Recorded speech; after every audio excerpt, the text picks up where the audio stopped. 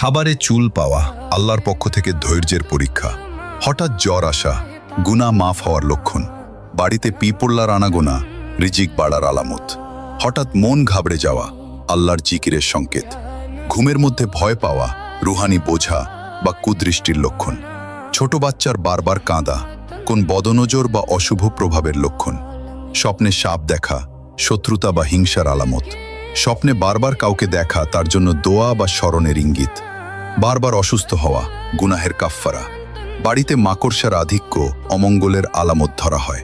হঠাৎ রিজিক কমে যাওয়া আল্লাহর পক্ষ থেকে পরীক্ষা। স্বপ্নে প্রিয়জনের মৃত্যু দেখা তার জন্য দোয়ার প্রয়োজনীয়তা বোঝায়। বৃষ্টির হঠাৎ থেমে যাওয়া আল্লাহর অসন্তুষ্টির আলামত। ঘরে কোনো পাখির আগমন সুসংবাদের লক্ষণ। বিড়ালের বারবার দরজায় আসা অনেক সময় রিজিকের ইশারা হয়। হঠাৎ আর্থিক ক্ষতি হওয়া পরীক্ষা বা সতর্কবার্তা। ঘরে বারবার বাল্ব ফিউজ হওয়া বা নিভে যাওয়া বরকত কমে যাওয়ার আলামত।